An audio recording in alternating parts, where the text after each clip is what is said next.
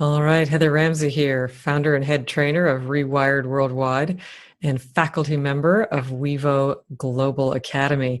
Thrilled that we're gathered here again today to take our game up a notch. And every time we're together, I hope, though a particular theme is named like mindfulness in this case, it can actually contribute to any of the themes that I'm supporting you and taking your game up a notch, whether it's business or sales or systems or sanity or satisfaction. So this is a foundational practice, a foundational skill set for any human being, regardless of your background, learning, knowledge, desires, dreams that you're wanting to achieve. And so hopefully you've watched the earlier and integrated in practice the earlier trainings in this entire mindfulness series. There was a set at the first level of Mindfulness 101, and then at the next level at mindfulness myths and myth busting, that I've hopefully busted a few myths for you about what it is and is not. And now coming to this third level, this set of training, getting more in depth and specific as to, okay, really, what are the how-tos of mindfulness? How the heck do I do this thing? We already covered and if you haven't, again, please watch the why meditate.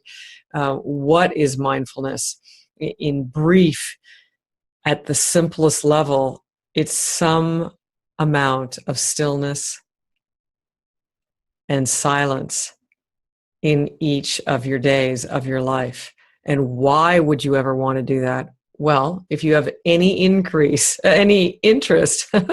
in decreasing any of your suffering, physically, mentally, or emotionally, increasing your satisfaction in any area of your life, knowing yourself more at a deep wisdom level, and or knowing the nature of humanity, and fourth, but not only, actually rewiring yourself on the inner game to the point where your outer game behavior has naturally changed for the better, for you and for all of the sanity of the folks around you. So just to name four of the whys, but again, watch and listen back on those earlier trainings. And if you're here for the first time and this is the first way you've found us and met us, it's all right. Let's jump into the how-tos of meditation and a mindfulness practice.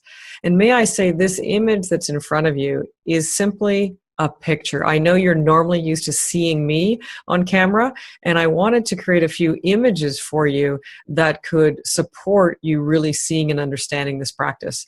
And so this is just a picture. What I mean by that is, you may notice the Buddha in the center. This is not a Buddhism course. You don't have to be Buddhist. You don't have to be Hindu or Muslim or Jewish or Christian either. You could be any of those or none of those. As long as you're a human who has ears and eyes, you are in the right place, and you rate or rank or qualify is the word I'm looking for, to be here now. It's simply a picture. And likewise, on the left and right of that particular image on the floor is cushions on the floor. No, you don't have to sit on the floor to have a mindfulness practice. You can sit in a chair. There are many positions or postures that are completely valid and get you, quote unquote, meditation mileage or maximum meditation mileage, M cubed. And one of those, yes, is sitting cross-legged on a cushion or a bench on the floor. One of those could be sitting in a chair. And in fact, if you can remain conscious, which is a trick yet a beautiful muscle to build, you can actually practice laying down, especially if you have a lot of discomfort. And to be conscious and horizontal is a muscle building in and of itself that's very worthy. Because most of the time in life, we're bopping around between wired and awake and unconscious and asleep. And to be conscious and relaxed is actually our nature, and to rebuild that skill is a completely valid skill to rebuild. So a few notes about the picture. I could have put the picture of nature, of a particular other spiritual setting, of a busy street, in fact, and you'll find out why I would say that could be the image, because yes, we are practicing. There's two settings in which you practice. One is formal practice, which this is an example of, not the only way, and then practicing in life the other 99% of your time when you're bebopping around the world. So I literally could have put an image of a busy LA highway or something to that effect, and it still would have been valid for this conversation of building your mindfulness practice. So without further ado, the piece that I want to add to this executive summary that I've already given you of the mindfulness training so far is the two main pillars that we're building in our mindfulness or meditation practice, the two main human skills or skill base or muscles that are invaluable to build because they produce all the benefits that I mentioned earlier and before: the decreased suffering, the increased satisfaction, your deeper wisdom function, and your change for the better of your overt behavior. So without further ado, let me bring up, there are only two pillars. It's not that complicated. In fact, we've, as Ernest Hemingway would say, taken the time to write you a shorter letter. The simple and first one is mindfulness itself. And let me give you a few synonyms or definitions, or introduce you or expand your relationship with this concept called mindfulness, of which I'm inviting you to befriend. And so a great synonym for mindfulness in this case is awareness. So you're building, and if you want to flex your muscles, biceps, as I am doing right now, feel free to do that. You're building your awareness muscle, the awareness of life around you, so you don't get to the end and say, oh, I missed it. And in fact, you say every day, I was here, I showed up in a real way of consciousness. And it's simply a human skill that they should teach in kindergarten and grade 1 and all the way up to grade 100 years or otherwise. And so this pillar of mindfulness is one of the ones that's holding up the roof, so to speak, of a great life, as opposed to collapsing or feeling overwhelmed with your life. Imagine that ceiling collapsing to the ground, which is what most people experience. They're overwhelmed, they feel under pressure, and two of the main reasons is because they're not actually conscious of what's occurring to them, and they're resisting what's occurring to them.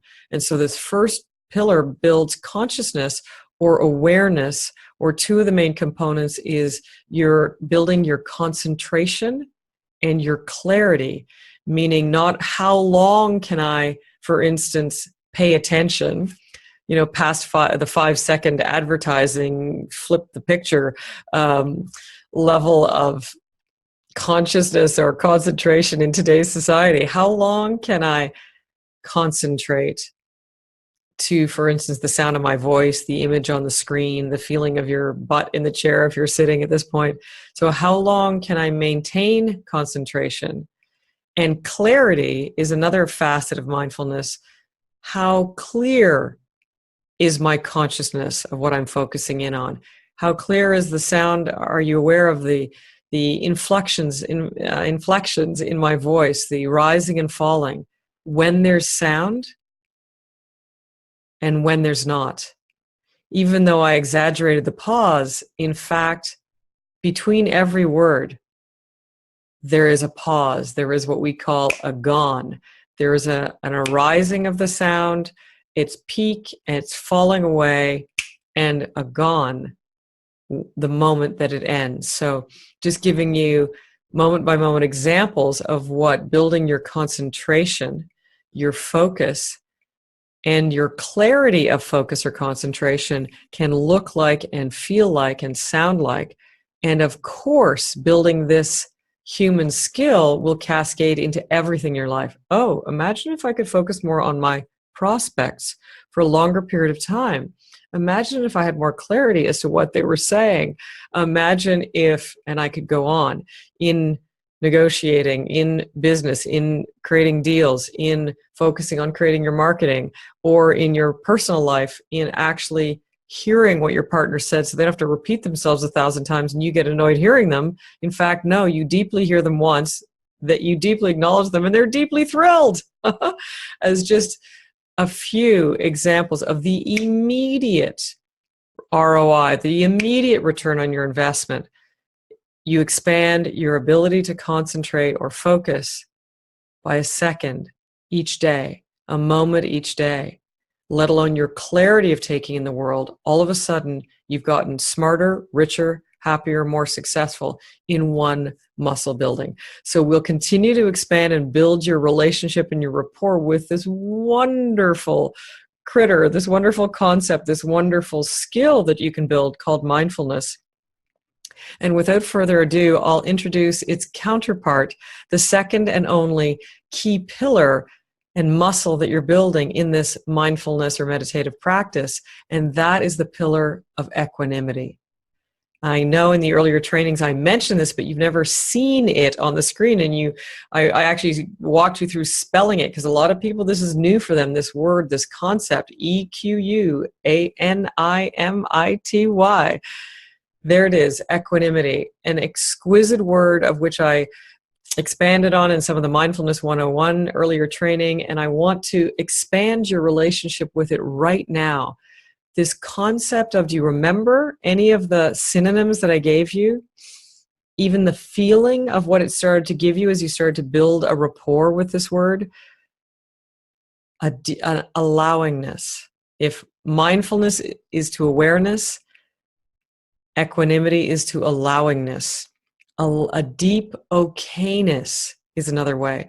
A lack of push or pull, a lack of grasping or aversion. We're typically grasping and wanting more of something, and aversion or pushing away other things. So a lack of push or pull. I am by no means saying a lack of passion, purpose, or focus. Mark my words. Yet it's this resistance, this tug and pull, this fighting with life. That is what we're reducing, eliminating, in suggesting that you may not need, that it may actually be more of a burden than a blessing, that you actually don't need it to survive. And in fact, you could have an exquisitely extraordinary, more epic life. Exquisite and extraordinary and equanimity. How about that? All starting with E. An exquisite, more epic, extraordinary life with equanimity. This befriending of this quality that you can build, and as you build it, it becomes more a part of your moment-by-moment living, this deep okayness, this allowingness, and or ultimately a facet of it is unconditional love. Because as you accept what is, or as Byron Katie would say, loving what is, you are soaking your human experience with equanimity. And so the invitation as we move forward, and as you gain more wisdom and more of a deep knowing and friendship and intimacy with these two concepts of mindfulness and equanimity, you will build your concentration, your clarity, your focus, your deep awareness and allowingness or okayness of life. And all of the benefits and more will cascade into your life. The decrease of your suffering or your pain physically, mentally, and emotionally. The increase of your pleasure, your presence, your experiencing of life, regardless of what moment is your experience. It could be eating a strawberry. It could be gazing out the window. It could actually be incorporating this training as opposed to potentially an antsy looking at the cursor. How long is the training? Is it almost overness of life? Not that I'm offended. I'm just giving an example of how humans, how we can tend to behave unconsciously, run by our anxious, something's wrong, something's got to be fixed, I've got to move on, without, and therefore missing what's actually occurring now. So without further ado, I'll just recap and invite you to befriend these two possibilities for you. The moment you say yes is the first day of the rest of your life of freedom and joy and come full on living, completely living. So here's to you embracing mindfulness and equanimity. In fact, I'm reaching out right to the screen right now. You might want to join me with my left hand. I'm reaching around and grabbing that mindfulness pillar, and with my right hand, I'm reaching in and grabbing that equanimity pillar. And I'm actually doing that bicep tricep thing, that bend and flex, as if they're two weights in my hands. Mindfulness in my left hand, equanimity in my right. And I'm enjoying, now I'm lifting both of them simultaneously. And I'm enjoying building these muscles and feeling, mark my words, the vibration of these coming into your DNA as you begin to burn new neural pathways into your positive, healthy, healing, vibrant wiring. So on that note, I will allow you to, and maybe for a moment together as we wrap up here on this particular invitation and training, we'll take a moment just together in stillness, well, in silence and in almost stillness. You can either just hold these weights in your hands or these workout instruments, mindfulness and equanimity, in your left and your right hand, still, and or feel free to lightly, I'm just lightly raising them up and down just by a degree or two, because I'm feeling more of the vibration of them than anything else. And or you may want to just completely flex and flex your muscles and feel that strength building, whatever suits you, but in silence for a few moments and in stillness or in very focused movement.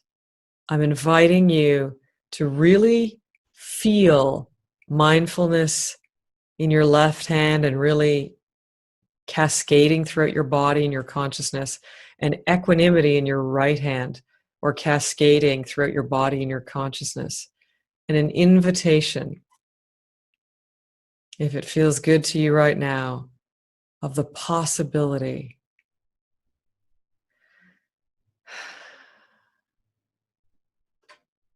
perhaps with a smile on your face, of being more aware and more allowing of your life, so that all the riches and the joys and the happiness and the satisfaction